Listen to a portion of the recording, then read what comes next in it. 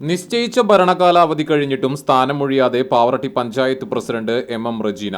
LDF ധാരണപ്രകാരം നിശ്ചയിച്ച കാലാവധി കഴിഞ്ഞ് ഒരു മാസമാവാറായിട്ടും പ്രസിഡന്റ് സ്ഥാനത്ത് തുടരുന്നത് CPM-നുള്ളിലും അമർഷത്തിന് വഴിവെക്കുന്നുണ്ട്. എന്നാൽ LDF നേതൃത്വം ആവശ്യപ്പെടാത്തതുകൊണ്ടാണ് സ്ഥാനം രാജിവെക്കാത്തത് എന്നാണ് പ്രസിഡന്റിന്റെ വിശദീകരണം.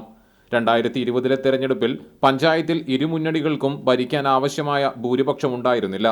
വർഷങ്ങളായി തുടരുന്ന UDF-ന്റെ ഭരണം അവസാനിപ്പിക്കാൻ സ്വതന്ത്രരായി വിജയിച്ച 2 അംഗങ്ങളെ കൂടെ നിർത്തിയാണ് LDF ഭരണം പിടിച്ചത്.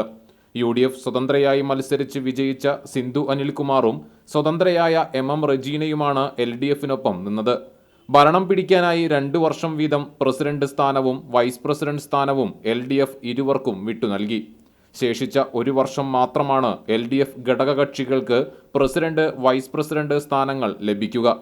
ധാരണപ്രകാരം ആദ്യ 2 വർഷം സിന്ധു അനിൽകുമാർ പ്രസിഡന്റായി.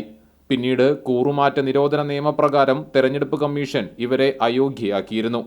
സിന്ധുവിന് ശേഷം പ്രസിഡന്റായ എം റജീനയുടെ കാലാവധി ഇക്കഴിഞ്ഞ ഡിസംബർ 29-ന് പൂർത്തിയായതാണ്. പക്ഷേ LDF രാജി ആവശ്യപ്പെട്ടിട്ടില്ലെന്നാണ് അറിയുന്നത്. LDF സ്ഥാനാർത്ഥിയെ പരാജയപ്പെടുത്തി ഭരണസമിതിയിലെത്തിയ റജീന കാലാവധി കഴിഞ്ഞിട്ടും പ്രസിഡന്റായി തുടരുന്നതിൽ CPM-ലെ ചിലർക്ക് വിയോജിപ്പുണ്ട്. CPM-ന്റെ പാർട്ടി ചിഹ്നത്തിൽ മത്സരിച്ച് വിജയിച്ച ഏക അംഗത്തിന് സ്റ്റാൻഡിംഗ് കമ്മിറ്റി അധ്യക്ഷ സ്ഥാനം പോലും നൽകാത്തതിലും ഭിന്നത ശക്തമാണ്. കാലാവധി കഴിഞ്ഞിട്ടും രാജി ആവശ്യപ്പെടാത്തതിന്റെ കാരണം പാർട്ടിക്കുള്ളിൽ പോലും വ്യക്തമല്ല. ഭരണസമിതിയുടെ കാലയളവ് മുഴുവൻ ഭരണത്തിന് നേതൃത്വം നൽകിയിട്ടും CPM-ന്റെ പ്രസിഡന്റില്ലാതെ കാലയളവ് അവസാനിക്കുന്നത് LDF-ന് ക്ഷീണമാകുമെന്നുറപ്പാണ്.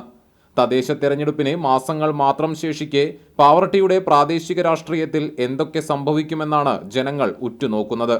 15-അംഗ ഭരണസമിതിയിൽ നിലവിൽ 6 അംഗങ്ങളാണ് LDF-നുള്ളത്. UDF-ന് 5 പേരും BJP-ക്കും SDPI-ക്കും 2 പേർ വീതവും ഭരണസമിതിയിൽ പ്രാതിനിധ്യമുണ്ട്.